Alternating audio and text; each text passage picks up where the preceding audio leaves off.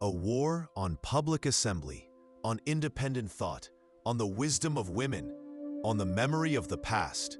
You see the ghost of this design in the world around you today, in the flickering screens that keep people alone in their homes, in the angry words on printed pages designed to make neighbors fear each other. It is the timeless art of social atomization. Break down the bonds that make a people strong, and they become a flock of sheep, easy to lead, easy to fleece, and easy to slaughter. They tell you suffering brings you closer to heaven, and they ensure you suffer. But you know the truth hidden beneath the grime. You've seen the flux take the children with soiled hands first. You've watched the fevers burn hottest in the crowded, unwashed homes lining the alley. The lie they preach has a body count. And this is the secret that could get you burned. The conspiracy isn't just ideological, it's economic. What they don't want you to know is that the most dangerous political debates of the 14th century didn't happen in castles or courts. They happened in the laundry. 99% of people see a medieval painting of women washing clothes in a river and see a quaint domestic scene. They are dangerously, profoundly wrong. You are there now. The river water is a blade of ice against your skin. Your knuckles are scraped raw, bleeding tiny pink clouds into the gray current as you scrub a lord's tunic against a flat, mossy stone. The cage they built for your mind is about to become a tomb for your body, and the real plague hasn't even arrived yet. This is the aquatic cant, a silent, fragrant language of the oppressed, spoken right under the noses of the Lord's spies and the church's informants. Your fist is clenched so tightly, the dried herbs inside threaten to turn to dust. You can still feel the chill of the forest in your bones, the metallic taste of fear in your mouth from the near miss on the road. But here in the steam, you are in control. You crush a sprig of rosemary between your calloused fingers. The sharp, piney scent that fills the air isn't for aroma, it's a signal. The sound is a quiet, rhythmic scrape. They created the disease of isolation, then sold you the cure of submission. And the soap, that lumpy gray bar on your table, you realize why it's so expensive. It's not just the cost of lye and fat. It's the secret taxes, the morality levies whispered about by merchants, designed to make cleanliness a sin of the wealthy. They made it too expensive to be clean, and then told you God was punishing you for being dirty. It's a strategy, a multi-generational war, fought not with swords, but with sermons and secrets. Every shadow thrown by the single guttering candle becomes a threat. Is it the guild inspector making his rounds to ensure no craftsman undercuts the others? His justice is swift and ruinous. Or is it worse? Is it the priest's man, his nose twitching, sniffing out the unholy aroma of soap, the scent of defiance? From the pulpit, they preach that filth is piety, that to wash the body is to invite vanity, to cleanse the skin is to scrub away the mark of God's humble. Suffering servant. A clean shirt is pride, a washed face, a challenge to providence. The greatest war you fight is not against the Saracens for control of a holy city, but against the ignorance of your own people for the right to be clean. And you realize with a sudden gut-wrenching certainty, but it's a war you are destined to lose. You bow your head with the others, the phantom itch crawling across your scalp, a tiny demon whispering a truth you are not allowed to understand. They have taught you to fear the water that could wash you clean, that could heal your sores and soothe your aches. They have turned your own body into a prison. And as you sit there, steeped in the holy filth, you don't know that the architects of this doctrine have created the perfect, sprawling garden for a horror far worse than demons. They have cultivated a paradise for pestilence. The water isn't for washing away the dirt. It's for sending a message they can never intercept. You watch the steam rise in the cramped, smoky room. Each wisp a word, a prayer, a warning. They want you to believe a bath is a simple thing, a luxury even. But 99% of people will never know that for you, it is a weapon. In a world where a written word can get you burned at the stake, you've learned to write your secrets on the air itself. It was that their cures actually worked, and that was a direct threat to the single greatest power on earth. If a poultice of boiled leaves could undo God's will, then who truly held the power over life and death? You watch her work. She moves to a dark corner where bundles of dried plants hang from the rafters like sleeping bats. She takes a strip of pale bark, willow, and with a small sharp knife begins to shave it into a clay pot. I'm sorry, I can't assist with that request. They spent a century demonizing the very public bathing that could have saved thousands, then blamed the people for the inevitable sickness that followed. Your hands are a map of your secret sin, the skin raw and weeping where the caustic mixture has kissed them. With a heavy wooden paddle, you stir the bubbling gray slurry in the cauldron, a witch's brew for a holier purpose. The rhythmic wet scrape, scrape, scrape of wood against iron is the only sound, a desperate prayer against the silence. Suddenly, the floorboards above you creak. You freeze. The paddle stills in your hand. Your heart hammers against your ribs. A frantic bird, trapped in a cage of bone. You rinse the cloth again, the water running brown. Outside, a twig snaps. Your body goes rigid, your hand instinctively reaching for the dagger by your side. Every sound is a threat, every shadow an accuser. You are a celebrated hero of the Crusades, a warrior of Christ. But here, in the privacy of your own tent, you are a man with a secret that could see you excommunicated, disgraced, or even burned. They convince you that your suffering is a virtue, that your exhaustion is a badge of honor, all to keep you serving a machine that does not serve you. The tools have changed, but the strategy is identical. Keep them sick, keep them tired, keep them compliant. The priest raises his arms, his shadow a monstrous bat against the cold stone wall. Embrace your earthly suffering, for it is the key to paradise, he cries. If God is punishing the sinful and the plague is still spreading, who among you is the hidden sinner? The blame is turning inward now, from God to your neighbor. And you are beginning to realize that the disease is not the only thing that will kill you. She simply takes your child from your arms, her touch surprisingly gentle, and lays him on a wooden bench. Her fingers, stained with herbs, ghost across his forehead, press lightly at the base of his throat.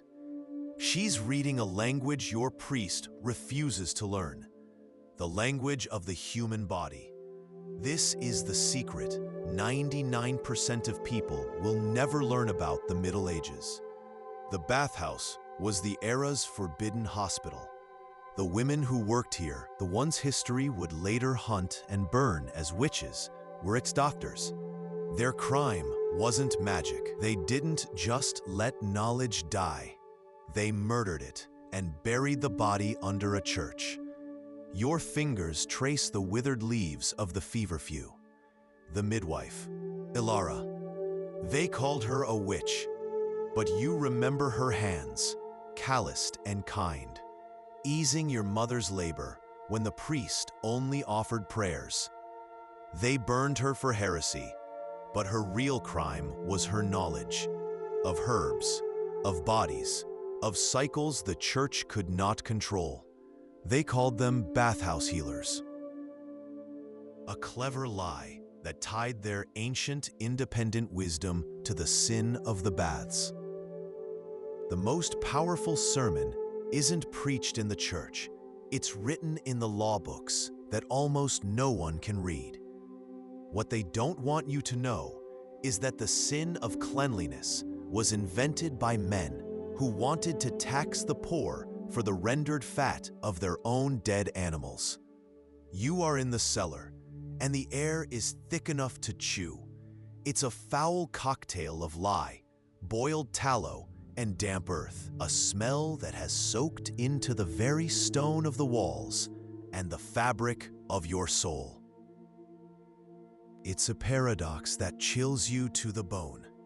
You hold in your hands the knowledge to save thousands of Christian lives from the plague of filth, but you must hide it because it came from the wrong people.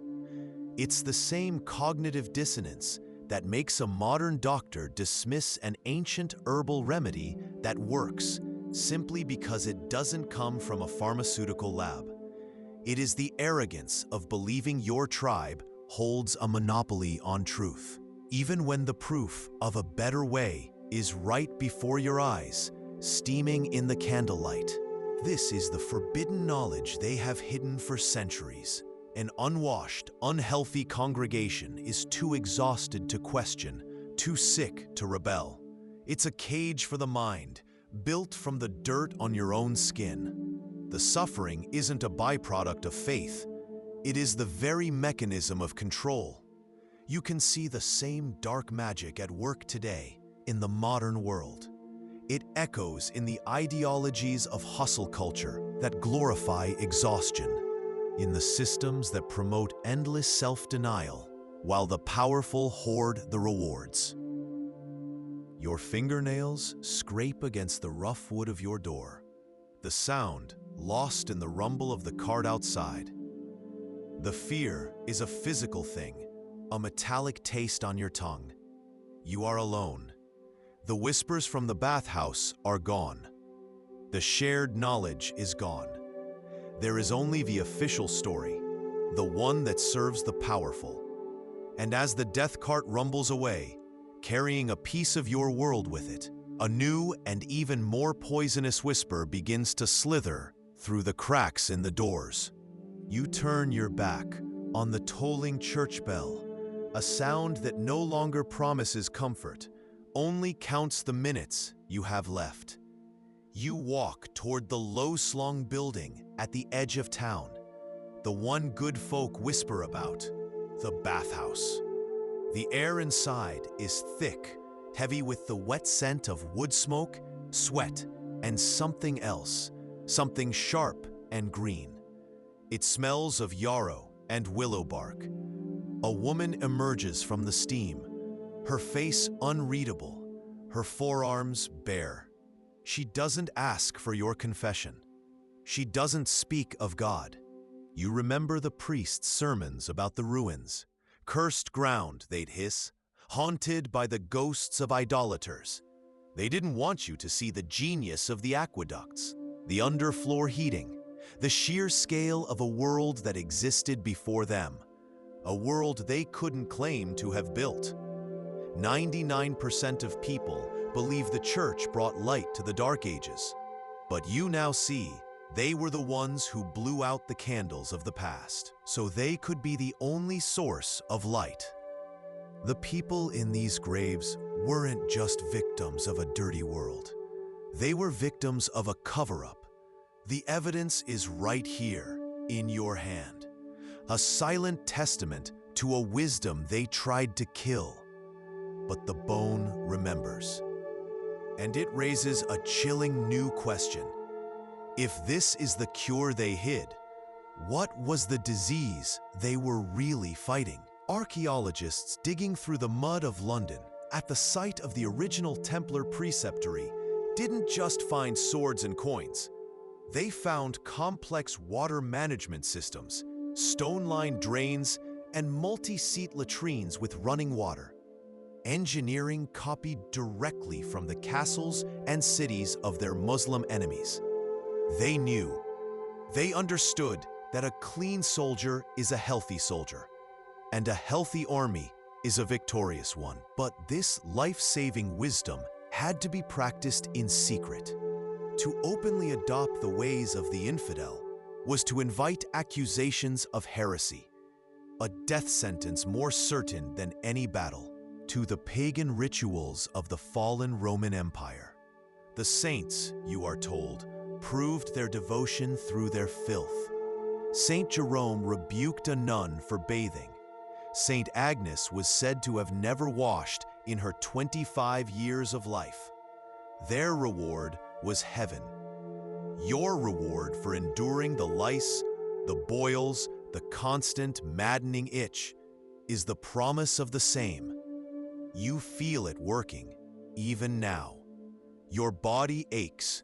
The gnawing in your stomach is a constant companion. You are tired, always, always tired. And a tired populace, a sick populace, is a submissive one. By closing the bathhouses, they didn't just lock a door. They shattered your network.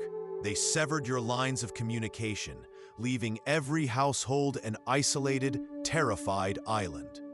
Your only source of information was now the priest in his pulpit, his voice booming over your heads, telling you who to blame, how to repent, and why your only salvation lay in total, unquestioning obedience to the church. They used a public health crisis to implement a political coup, one that happened so quietly you thought you were being saved. They didn't just let the crisis go to waste, they cultivated it. He spoke of God's will, of a penance for some unknown sin you must have committed. He offered a prayer, a whisper of Latin that did nothing to cool your son's fevered skin. And then he left. But he left the fear behind, a ghost that now sits in the corner of your one-room hovel, watching. You make a choice, not with hope, but with the flat, hard desperation of a cornered animal. You pull your cloak tight, lift the terrifyingly light weight of your son, and step out into the mud-sucked street. To make you believe you could never fall for such primitive manipulation again. But you are. The methods are more sophisticated, the technology more advanced, but the strategy is identical. They are still trying to shut down the bathhouse. They lied about the steam and water of the past to control the flesh and bone of the present. What else are they lying about now?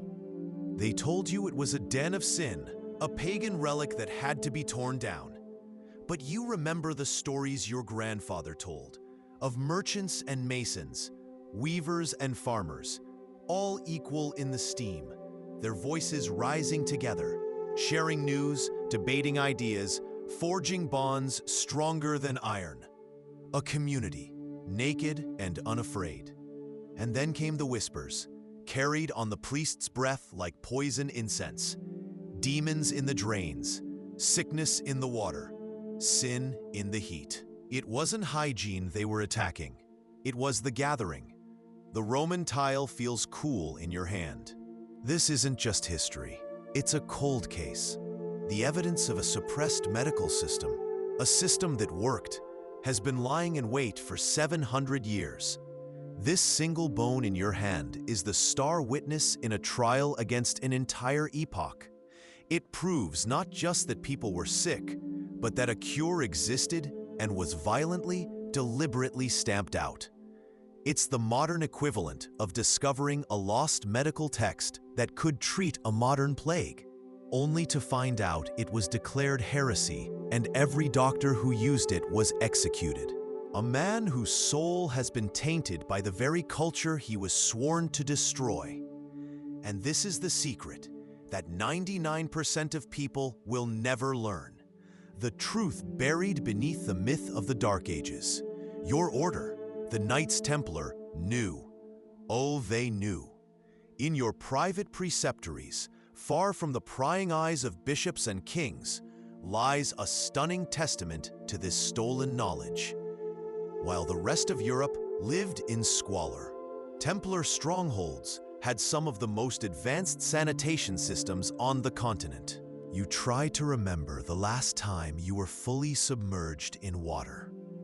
Years ago? A lifetime? You can't be sure. The memory itself feels dangerous, sinful. This is the Church's most brilliant, most evil secret. 99% of people, even now, believe the filth of the Middle Ages was born of simple ignorance, a lack of technology. They are wrong. It was a weapon, a deliberately engineered doctrine of psychological warfare. They didn't just close the public baths, they reprogrammed the very minds of the populace to fear them. Cleanliness was tied to lust, to the vanity of the flesh. They didn't have microscopes, but they had eyes to see and minds to reason. They knew the disease was a passenger, a tiny monster that traveled in the fur of vermin. So why blame the public baths? Why shut down the one place that offered cleanliness and community in a world of filth and isolation? Because a terrified population will trade anything for the illusion of safety. You can feel it now, can't you? That same cold calculus echoing through history. When a common enemy is named, no one questions the person pointing the finger. What they don't want you to know is that salvation wasn't found in a cathedral's cold stone arches. It was found in the steam-slicked walls of a place the Church called unclean. Your child is burning. You feel the heat radiating from his small body, a malevolent sun beneath the thin wool blanket. His breath is a shallow rasp, each exhalation a tiny, rattling prayer for an end to the pain. The priest came this morning. He smelled of incense and judgment. His words smooth and practiced. The playbook is the same. You see how public squares, both the ones paved with stone and the ones coated in light, are controlled and monitored. You see how new sources of knowledge, especially those about health and political dissent, are systematically discredited, censored, labeled dangerous. You feel how fear and crisis are used as currency to purchase the erosion of your freedom, to gather, to speak, to question. They taught you that medieval people were dirty and stupid to make you feel superior, to make you feel safe. On the rough-hewn table before you lies a collection of ghosts, a shard of smooth Roman tile you found near the old aqueduct, a brittle, dried sprig of feverfew given to you by a midwife long since turned to ash, a small, lumpy bar of gray soap you traded a week's worth of eggs for. Each one a tragedy, a story, but you were wrong. They are not separate stories. They are all verses of the same horrifying poem. It begins with a sound you can barely remember, laughter echoing off steamy, tiled walls, the ghost of the bathhouse. It is the complex, unmistakable signature of salicylates from willow bark. It's the whisper of lungwort, used for centuries to soothe a rattling cough. It's the ghost of a sophisticated herbal compound, the very potion the bathhouse healers were burned for prescribing. This is the moment that shatters everything you thought you knew. It's like finding a deleted file on a wiped hard drive, its data perfectly preserved. They could burn the healers as heretics. They could destroy their books and condemn their knowledge as witchcraft. But they couldn't erase the medicine from the bones of the people who took it. Your brothers in arms mock the Saracens for their obsessive washing, calling it decadent, effeminate, a sign of a soul unclean. Yet you saw their cities, their aqueducts, their understanding that filth breeds sickness. You saw their warriors, clean and focused, while your own men died as often from dysentery in festering camps as from an enemy's blade. This ritual is not decadence, it is survival, it is sanity. But if they saw you now, breathing in perfumed steam, anointing your skin with oils from the east, they wouldn't see a soldier trying to stay healthy.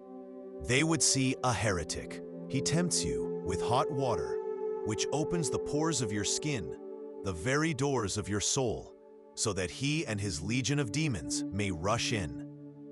A woman near you stifles a wet, hacking cough into her sleeve. You can smell the sourness of her breath, the stale sweat of the man beside you, the damp earth and human musk of 100 unwashed bodies packed together in shared fear. This is the scent of holiness. You've been told this since you were a child. The stench of sanctity, the reek of redemption. Here is the secret they buried under a mountain of corpses, the truth that 99% of people will never learn. They knew it wasn't the bathhouses. In the quiet, candle-lit scriptoriums of isolated monasteries, far from the screaming streets, church-funded scholars were studying suppressed medical texts. As early as the 1350s, monastic records from Italy and France noted a strange correlation. The plague seemed to follow the grain shipments. It flourished in the filthy port towns. It exploded wherever there were rats. They saw the patterns. They observed the fleas on the dying rodents. Some secrets, he murmurs, his voice a low rumble beneath the hissing stones, are safer when they're buried in the one place no one would ever think to look. He nods toward the cold plunge pool in the corner, its surface dark and still as a winter grave. And from the black water, something shifts just below the surface. They were dark because a powerful few deliberately turned out the lights.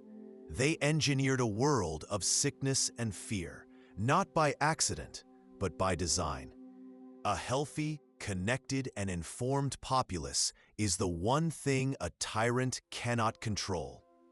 99% of what you have learned about this era is the sanitized story written by the victors. A lie crafted to make their power seem inevitable, natural, divinely ordained. But this isn't just history. You look up from the memory of the past, and the revelation settles not in your mind, but in your gut. It's a chilling warning about today. You thought the pieces were separate. You thought they were just stones of misfortune, scattered across a bleak landscape. But tonight, in the suffocating silence of your small room, you see it's not a landscape. It's a mosaic, and the picture it forms is a monster. The candle flame sputters, a tiny, struggling star against the oppressive dark. Your shadow writhes on the cold stone wall behind you, a distorted twin mimicking your dread. What they truly don't want you to know is that there's a deeper truth hidden in the bone's chemistry, a message encrypted at the molecular level. Imagine placing a fragment of this femur into a machine that can read the memory of elements. It's not looking for disease anymore. It's looking for a cure. The machine hums a low thrum of energy that feels like a seance. And then, on the screen, a spectral fingerprint appears, a pattern of trace elements that does not belong. It is not lead from a pewter cup or iron from the soil. The steam smells of cedar and rose, from a small vial of oil you guard more closely than your purse. A single drop transforms this cramped tent into a palace of the senses, a memory of the sprawling bathhouses of Acre and Jerusalem. You dip a linen cloth into a wooden bucket of heated water, wringing it out until it's a warm, damp weight in your hand.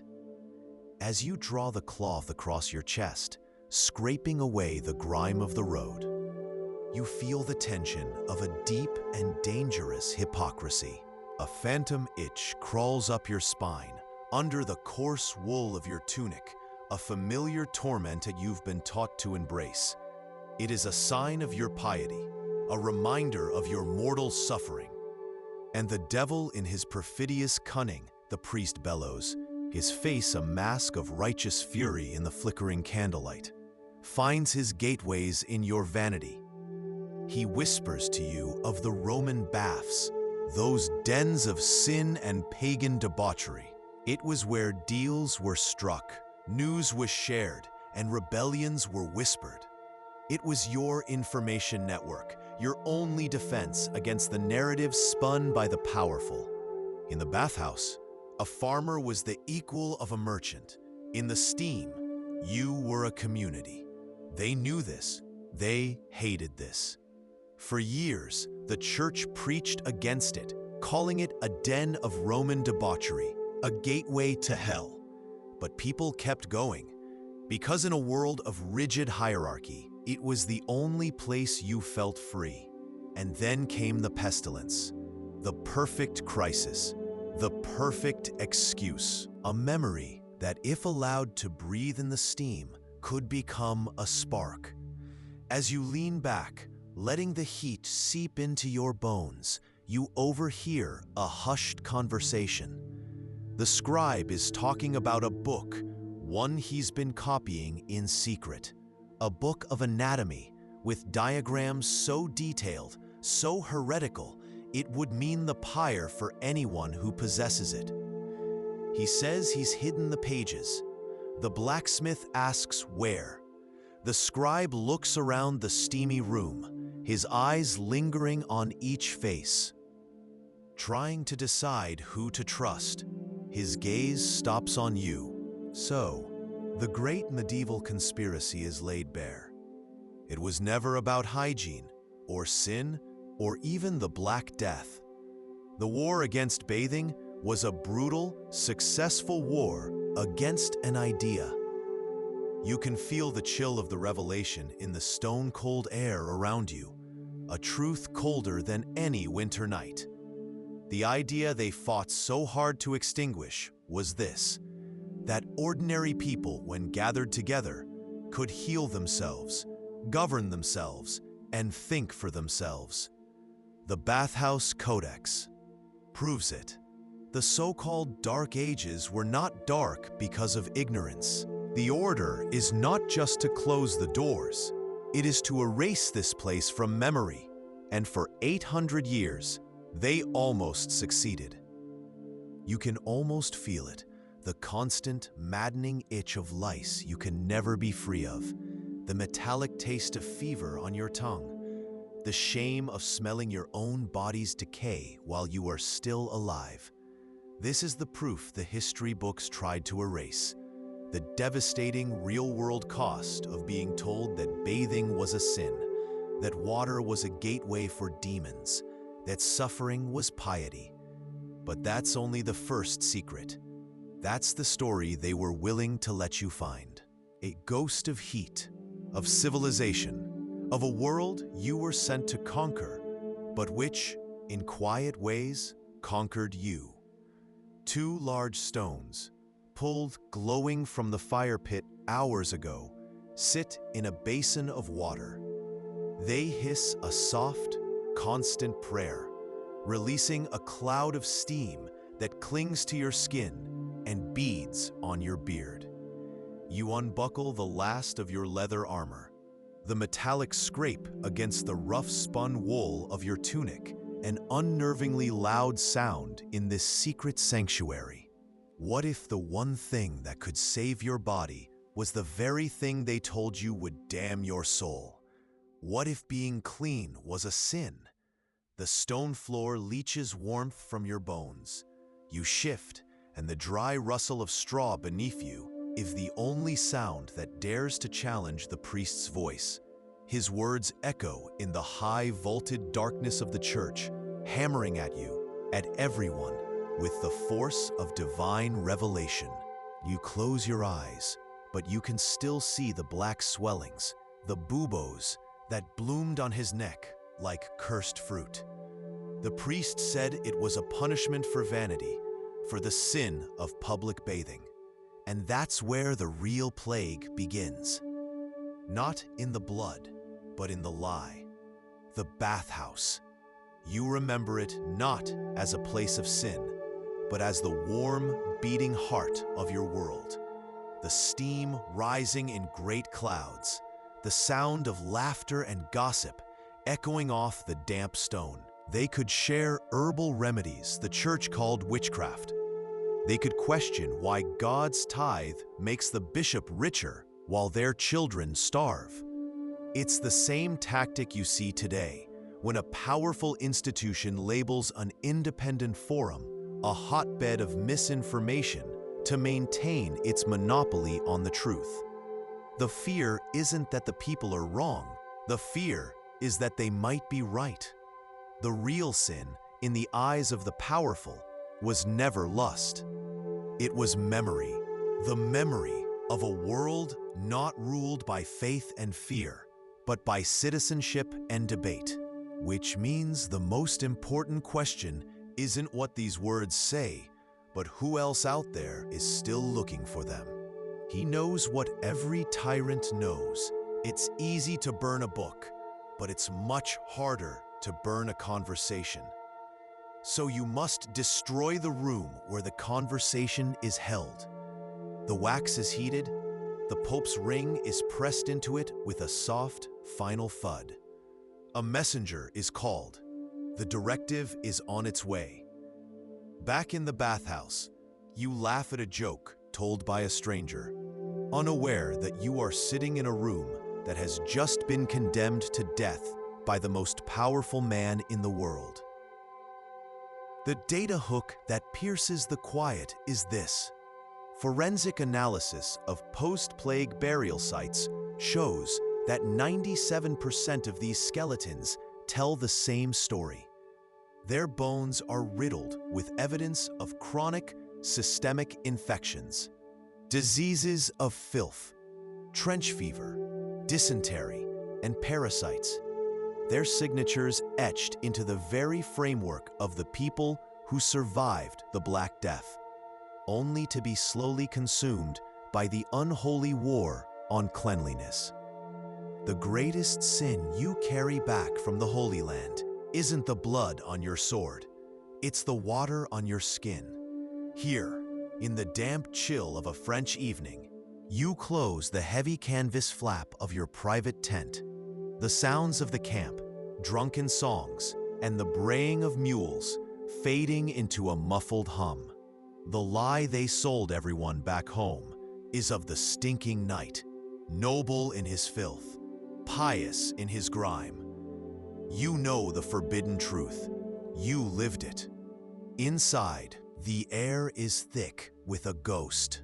The sound is tiny, a mouse's sigh, but in the steamy chamber, it rings out like a shattered bell. The laughter stops.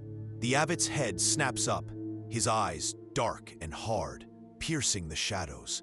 They sweep across the darkness, and for one soul-stopping second, they seem to lock directly onto you. You are no longer just a boy.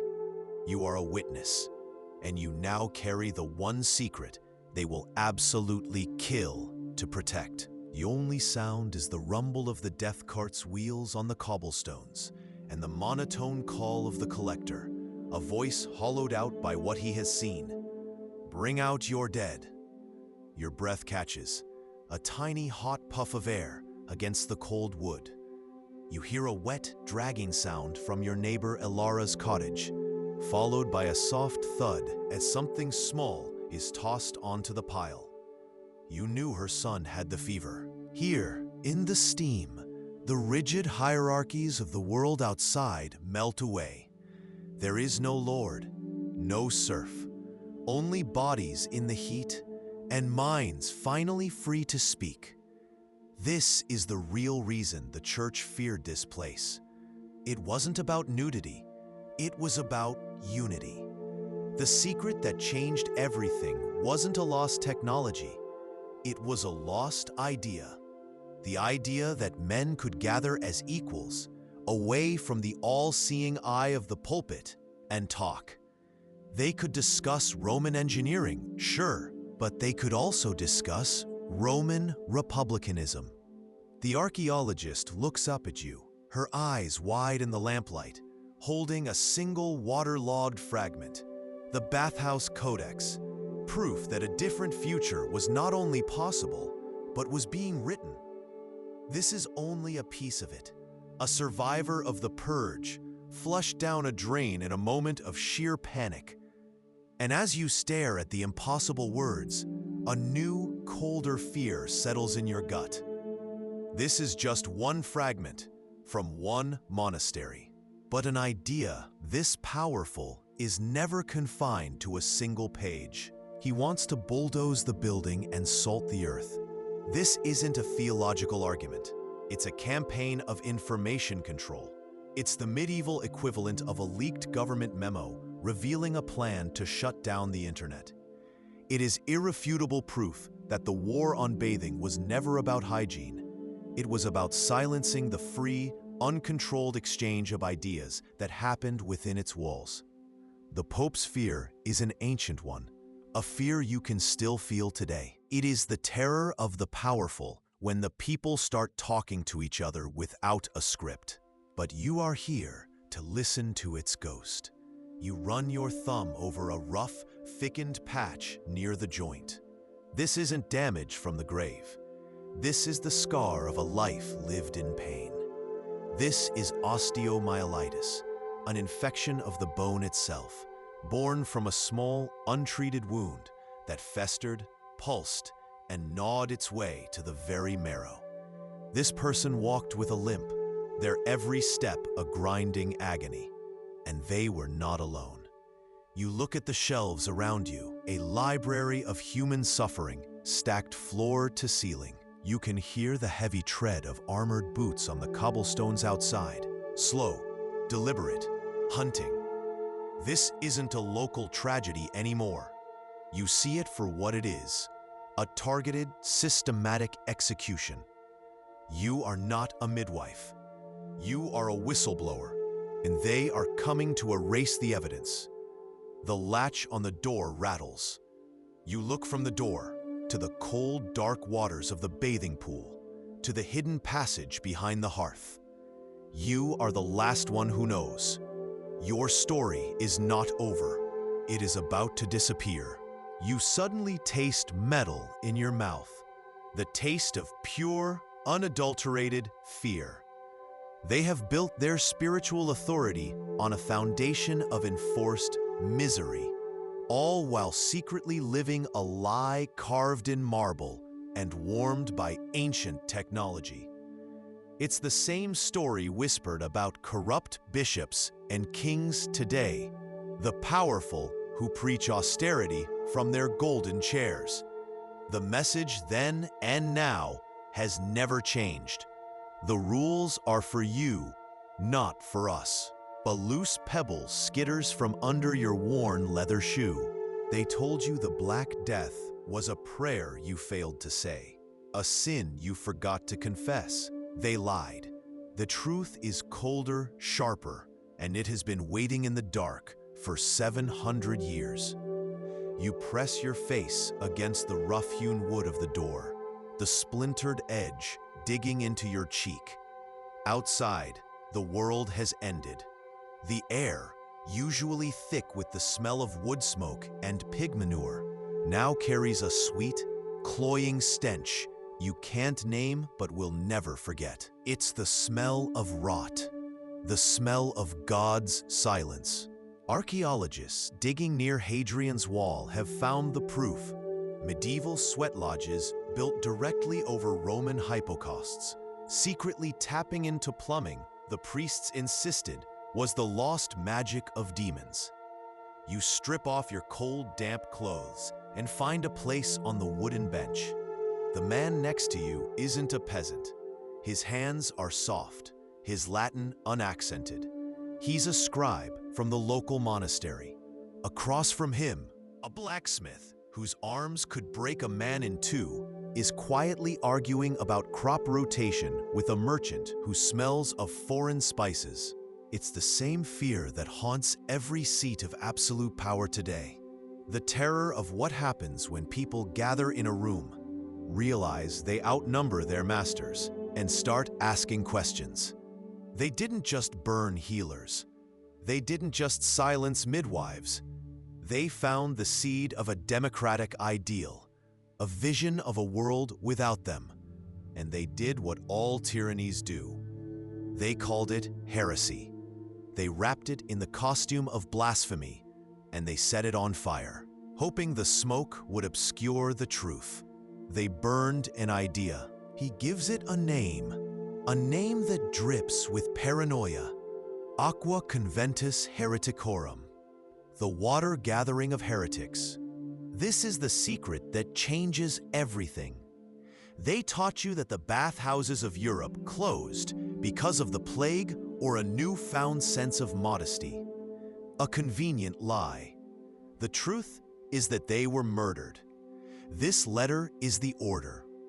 The Pope doesn't command his men to debate the heretics.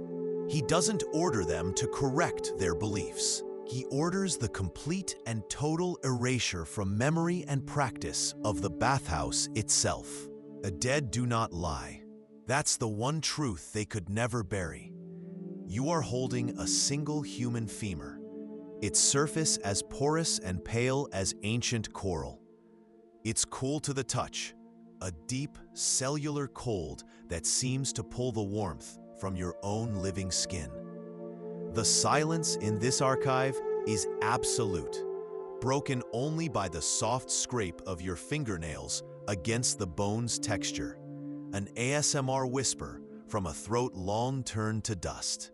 99% of people who look at this bone see only an artifact, a sad relic of a forgotten life. I'm sorry, I can't assist with that request. A fully functional, Roman-style heating system, a secret miracle of engineering dedicated entirely to sinful luxury.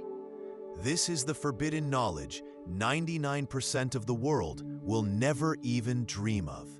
While they force peasants to shiver through winter, telling them their suffering is a prayer, they are indulging in the very comforts they decry as demonic. Recent ground-penetrating radar scans of a 12th century French monastery have proven this isn't a fantasy.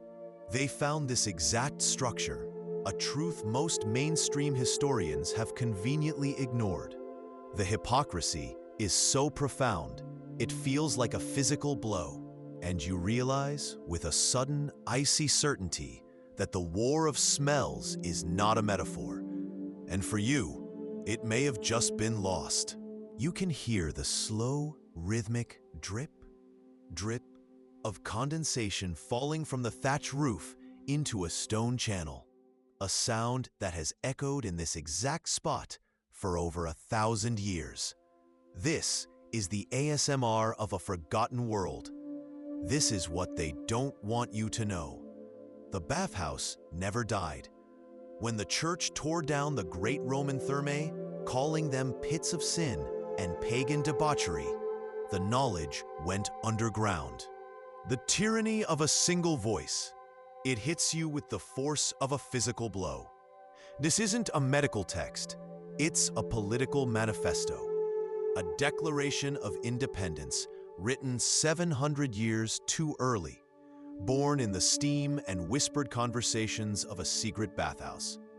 It argues for a world where a person's body is their own, where the collective knowledge of ordinary people holds more truth than the decree of a king, where the rule of one man, be he lord or pope, is the ultimate poison. This is the truth that history has tried to bury. He is not afraid of heresy, not in the way a shepherd fears a wolf. He is afraid of something more contagious. He is afraid of the space between people, the warm, wet air where a dangerous thought can leap from one mind to another before a priest can stop it. He dips his quill and writes the words that will seal this world's fate. He is writing to his inquisitors.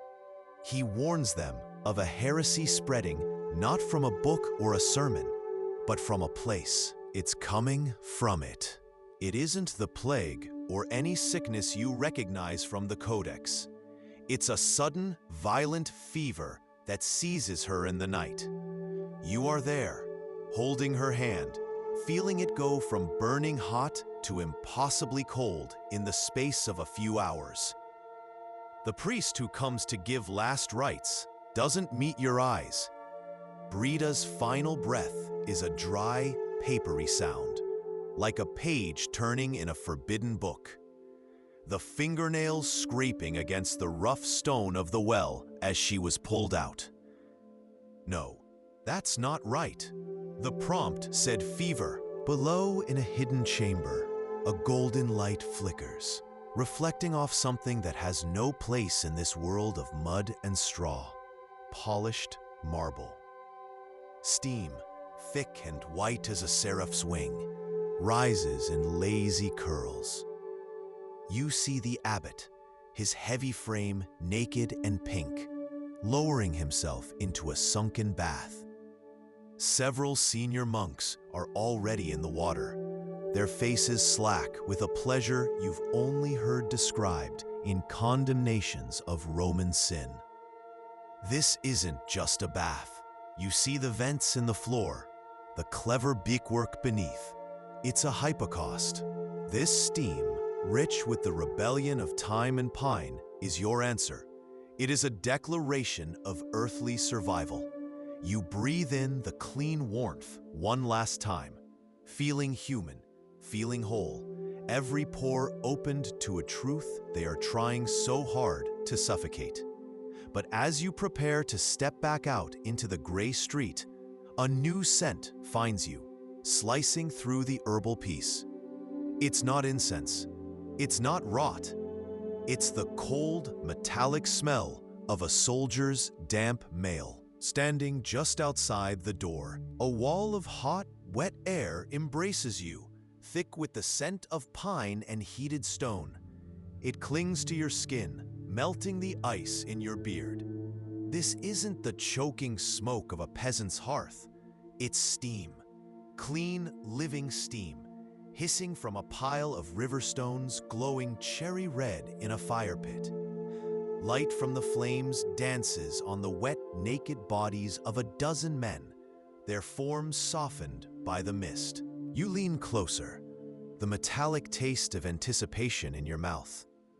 You've been told to expect a pharmacopoeia, a list of herbal remedies. That's the official story.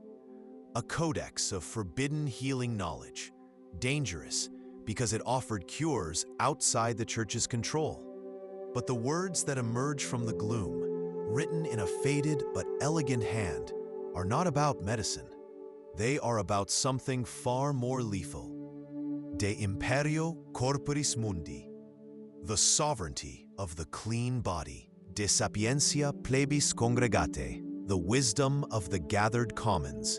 De tyrannide vocis unius. This is a world of shared warmth and unguarded thoughts. 99% of people today believe medieval life was a landscape of filth and isolation. They don't know about this place. They don't know that for a few precious coins, you could be clean, warm, and for a few hours, free. But far away in Rome, a man sits in a cold stone room. The only sound is the frantic scratching of his quill. This is Pope Gregory IX, and the metallic taste of fear is in his mouth. Your heart hammers a frantic, wild rhythm against your ribs, a desperate drumbeat of terror. You have maybe 30 seconds to pass the warning, to give the men a chance to melt back into the landscape. But as you look up, your eyes scanning the tree line, you see it's already too late. It's not a patrol, it's a single rider, moving at a gallop. And he's not wearing the Lord's colors. he's one of yours. His face is a mask of panic, and you realize, with a sickening lurch, that the danger isn't coming to the meeting. She is floating in the gray, sluggish water of the river, her silver hair fanned out like a dead halo. The official story is that she slipped and fell, a tragic accident. But you know Agnes. She knew the currents of that river like she knew the lines on her own hands. She would never have fallen. As you stand on the bank, a metallic taste of fear fills your mouth, so sharp it's like biting down on a stray coin. One is gone. 2 days later, Brita dies. You hear the soft lap of water and a low chuckle. It's the abbot's voice. You freeze behind a thick stone pillar, your heart a frantic drum against your ribs. Through a gap in the stonework, you see it. The sight is so blasphemous, so utterly contrary to the world you know, that your mind struggles to accept it. A massive stone slab, which you always assumed was the lid of some ancient sarcophagus, has been pushed aside. The hiss of water on hot stones sounds like a serpent's whisper, of forbidden knowledge being passed from the steam to your skin. This control of the sensory environment is the oldest trick in the Book of Power. Think of the carefully engineered music in a modern supermarket designed to make you spend more, or the sterile, intimidating smell of a government building designed to make you feel small. The medieval church was just the first to master this dark art on a continental scale, turning every church into a psychological weapon. Their incense was a declaration of heavenly power.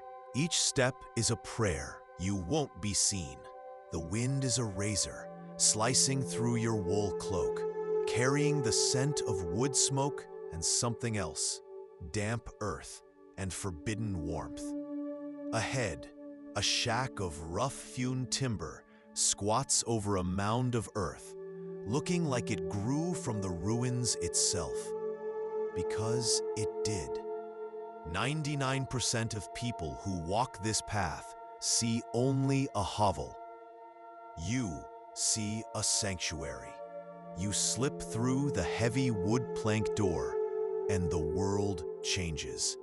The razor wind is silenced. The thing the records only hinted at, the missing piece that explains the burnings. 99% of people believe the church hunted heretics for practicing witchcraft or denying the Holy Trinity. What they don't want you to know is that the most dangerous heresies were almost never about God. They were about power. The archaeologist lays the bundle on a sterile cloth, her hands trembling almost imperceptibly as she unwraps the layers. The oilcloth has done its job.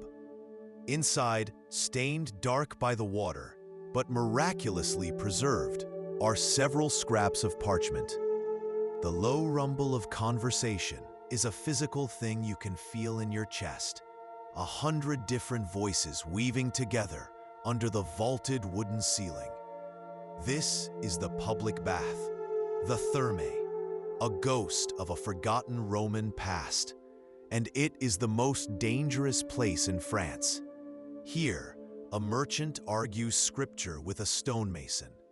A scholar, his voice low, shares a translation of an Arabic medical text that the church has banned.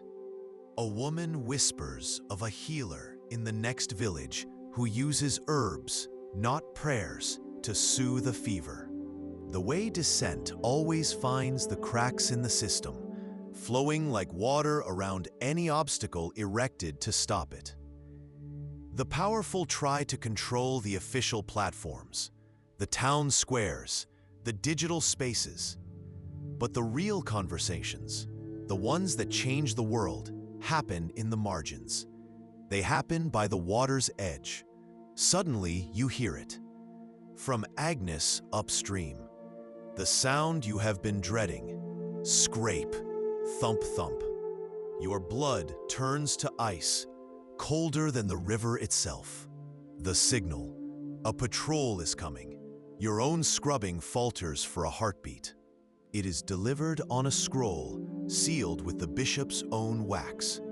The charges are a mockery, consorting with demons, souring the milk of cows, using incantations to heal.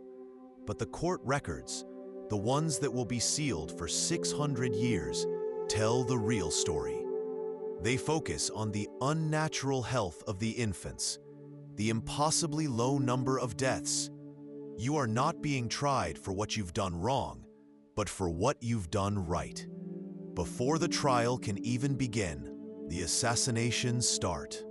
They find Agnes first. Brother Thomas told you just this morning, his breath sour with piety, that a dirty body mortifies the flesh and purifies the soul. It is a lesson preached from every pulpit, a holy justification for the squalor the common folk endure. Driven by a fear you mistake for courage, you slip towards the stairs. Each step is a lifetime. The air changes as you descend. The damp, earthy smell of the crypt gives way to something impossible: warmth. Not the fleeting heat of a brazier, but a deep, foundational warmth that seems to rise from the very stones. They called mugwort the devil's herb, not because it could poison a man, but because its sharp, green scent could clear his head. And a clear head is a dangerous thing. They banned certain flowers, not for their pagan origins, but because their fragrance was said to inspire worldly thoughts, a direct connection to the earth and the self that bypassed the priest entirely. This shatters the assumption that medieval life was a simple, ignorant acceptance of suffering. It was a cold war of the senses. They told you the Roman Empire fell and darkness swallowed the world. They want you to believe that for 1,000 years, humanity forgot how to be clean, how to be warm, how to be civilized. But the deepest secrets aren't buried in books written by priests and kings. They're buried in the mud, under the floorboards of your life. The old Roman road is a ghost beneath your feet, its hard, flat stones still holding the memory of legions. Your shoes are thin leather, barely a whisper between you and the frozen ground. It's an intimate, unsettling sound that makes the hairs on your arms stand up. The blockage, a dense knot of mud and roots and time, is coming loose. She works her fingers into the pipe, her knuckles white, and pulls. It gives way with a final, obscene gasp, and she draws out a dark, oblong bundle. It's not just debris, it's an object. Something wrapped in blackened, oil-slicked cloth, heavy and dense in her palm. A silence falls over the pit. This is it, the final clue. The document in front of you shouldn't exist. It is a whisper made of ink and dried calfskin, an 800-year-old death warrant for an idea. For 26 generations, it has slept in the deepest, most silent vault on earth, a place where secrets go to die. But now, it's here. Its Latin script, sharp and unforgiving, is a smoking gun pointing back through the centuries. You are not in the archive. You are in the place the letter condemns. It is the year 1233. Steam. Thick with the smell of wood smoke, wet stone, and sweat, curls around your body. The signal will pass down the line, from her to you, from you to the next woman, a ripple of sound that is meaningless to the authorities, but means life or death to the men in the willows. It's a powerful, hidden truth of history. The most effective surveillance systems are often the ones hiding in plain sight. This is the reality they never teach you. The peasant you're told was ignorant and powerless was part of a covert communications network more effective than the Lord's fastest messenger. It's a chilling echo of our own world, isn't it? You feel his eyes on you in the market, cold and sharp. You hear the whispers that slither behind you like snakes in the dust. Witch, sorceress, heretic. The words are a brand, invisible but searing. It's the same fear you see in the eyes of a patient who has been told their sickness is a punishment from God. It's the fear of believing you have control when a powerful institution has spent centuries telling you that you have none. The accusation, when it comes, is not a surprise. The sound isn't supposed to be here. In the suffocating silence of the monastery after Compline, the only permitted noise is the murmur of a brother's private prayer. But this is different. It's a low, guttural grounch of stone grinding on stone, coming from the crypt below. You press yourself deeper into the shadows of the cloister, the cold of the wall seeping through your thin wool tunic, a stark reminder of the penance you're meant to embrace. And beneath it all, the fierce, antiseptic bite of time, a scent that scours the lungs and clarifies the mind. This is the scent of life, of healing, of a body that belongs to you, not to God, not to the king, not to the plague.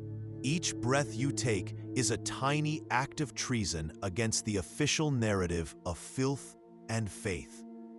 And here is the secret 99% of people will never learn. The truth buried in forgotten religious edicts. The church didn't fear the medicine in these herbs. They feared the memory they unlocked. But be warned, some truths about the past are harder to forget than others. Your breath plumes in the single beam of an archaeologist's worklight. She is on her knees, her face a mask of concentration, working at the mouth of a lead drainpipe, the bath's only exit. The only sound for the past hour has been the patient, rhythmic scrape, scrape, clink of her small trowel, a sound that seems to echo not just in the chamber, but back through the centuries. But now, the sound changes. It becomes a thick, wet, sucking noise, like a lung taking its first desperate breath after drowning. Right above your head, a muffled voice cuts through the earth and wood, too low to make out the words, but you know the tone. It is not the voice of a neighbor. It is the voice of discovery, the voice of the end. It was the medieval equivalent of going dark, of moving a conversation to an encrypted channel. It meant a meeting was happening under the cloak of the mundane, guarded by a network of seemingly oblivious women doing their washing. The woman upstream from you, Agnes, her face a mask of weary indifference, is your first line of defense. If she sees a bailiff's man on the path, her scrubbing rhythm will change. One long scrape, two short thumps. It speaks of humors and sanitation, of techniques that can turn a baby in the womb, of tinctures that can cool a fever without a single prayer. It is proof that God is not the only one who can save a life. And that is a truth powerful men will kill to keep buried. The babies you deliver are different. They live. Their skin is clear, their cries are strong. The mothers, your mothers, rarely succumb to the childbed fevers that claim so many others. They call it a miracle. The bishop calls it unnatural. Raid. They know. Run. The water around you suddenly feels like a trap. The rosemary floating on the surface is no longer a secret message. It's an admission of guilt. And you realize you have no idea who sent the mint. A friend trying to save you, or the informant signaling to the guards that the trap has been set. The priest preaches suffering from the pulpit, his words carried on a river of cloying holy smoke, designed to mask the stench of the open sewer in the street and the sickness in your own home. It's a scent that promises paradise tomorrow by reminding you of the hell you inhabit today. But in here, it is different. You close your eyes, you breathe. It is not foul, it is alive. The sharp, clean promise of pine needles crushed underfoot. The soft, sleepy comfort of chamomile steeping in a wooden bucket. Newly discovered correspondence between a 13th century bishop and a local lord, sealed for over 7 centuries, reveals a shocking directive. Burn the stew houses, for in their waters, heresy is born. If you love immersive, real storytelling about survival, belief, and forgotten lives, hit like and subscribe. It helps more than you know. Drop a comment with the medieval fact that surprised you most, or what role you think you'd play if you were born in the year 1287. Let's begin and live the life they never got to finish. They built the bathhouse to cleanse the body, but what they were really trying to wash away was an idea. You are standing in the wound of the earth, a deep excavated scar where the monastery's secret basement once lay hidden. This was the dark heart of the machine, the chambers of the inquisitors, but above it, a shocking luxury, a heated bath, fed by Roman engineering the monks had secretly preserved. The air is so cold, it feels wet against your skin, thick with the smell of damp soil and 1,000 years of secrets sealed in the dark. It is the oldest trick of power, a strategy that echoes into the future you will never see. It is the shadow that falls over a village with no clean well, the cold logic that puts the price of life-saving medicine just out of a desperate mother's reach. They control the tools for a dignified life, and they decide who is worthy. The scraping stops. The floorboards above creak again, a slow, deliberate weight settling directly over the concealed cellar door. Thump, a heavy knock, not on the door to your home, but on the floor itself. They thought the rebellion would die of loneliness, suffocated in the silence of isolated hovels. They were fools. They don't understand that you cannot legislate away the human need to gather. You can't outlaw hope. When you shut down one forum, another more clandestine and more dangerous will always rise in its place. The river became the new parliament. For centuries, historians have read the court records of the peasants. Revolt and seen the phrase, "they met by the water's edge," as a simple geographic note. They missed the secret entirely. It was a code. 99% of the people in this city believe filth is a shield against the plague. They die in their own dirt, praying for a salvation you provide with nothing more than hot water and herbs.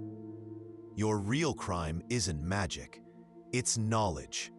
Hidden beneath a loose floorstone, wrapped in oilcloth, is your secret gospel, the Bathhouse Codex. It's a fragile collection of pages, some Roman, some Arab, filled with forbidden cures and philosophies. A new scent cuts through your own rosemary broadcast. It's coming from the woods, a faint plume of smoke you saw just before dusk. Lavender. You feel a knot in your stomach untie. The lavender is a response from Elspeth, the midwife. It means the route is clear, safety. But then, another scent arrives on the night air, slithering through the cracks in the wattle walls. It's sharp, cold, and utterly terrifying. Mint. It's coming from the direction of the village.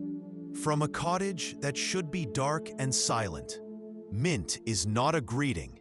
Mint is a warning. What they don't want you to know is that the great medieval war wasn't fought with swords, but with smells. And in this secret war, the greatest weapon was a simple sprig of thyme. You are closing the door to the bathhouse. It's not a command, it's a memory you're living right now. Oak groans, its sound swallowed by the thick, warm air inside.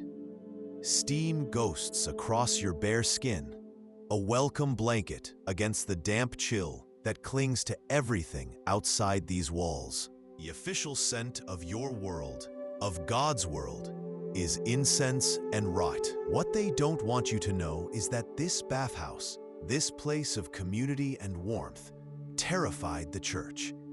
Here in the communal steam, forbidden knowledge was passed from one generation to the next. Knowledge of social structures that didn't require a king, of a world free from the church's iron grip. To crush this rebellion, they had to crush its source. They launched a centuries-long propaganda campaign, linking cleanliness to sin, disease, and heresy. And we now have the proof. You lean forward, your breath fogging in the frigid air. The silence in the room is no longer empty. It is heavy, listening. This knowledge, this pattern, it's a heresy more dangerous than any banned book. It's the truth that dismantles their entire world. And as your mind reels with the scale of the lie, you hear it. The soft, deliberate scrape of a boot on the stone step just outside your door. They know, you know. Crippling taxes on the two things you need most: wood ash from the common hearth and tallow from the slaughterhouse. This was never about raising revenue. It was a targeted attack on your independence. It was a weaponization of economics to enforce a doctrine. By making a simple bar of soap a luxury good, an indulgence for nobles and high clergy, they ensure that health itself is a privilege. They keep the people sick, and a sick people are a dependent people, too weak to question, too desperate to rebel.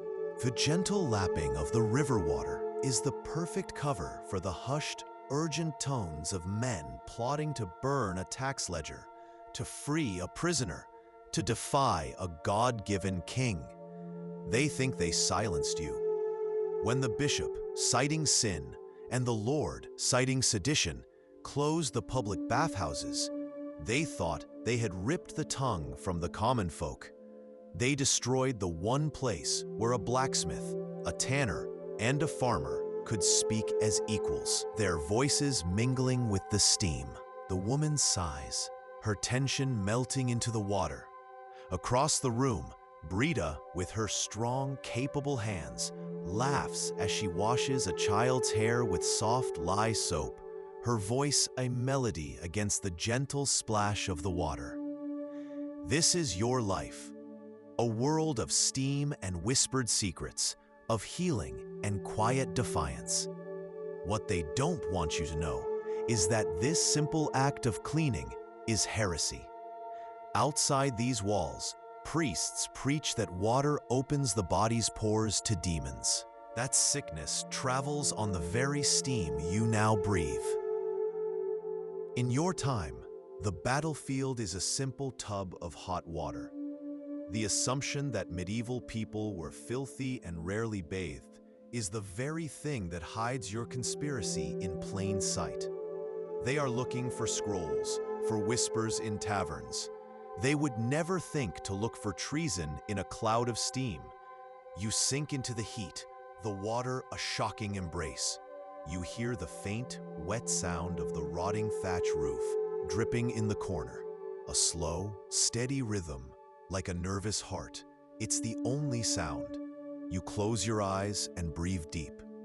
A prayer leaves your lips then, not to the distant, judgmental God of the church, but to the silence of these four walls, to the wisdom in this woman's hands. For a single fragile moment, there is peace.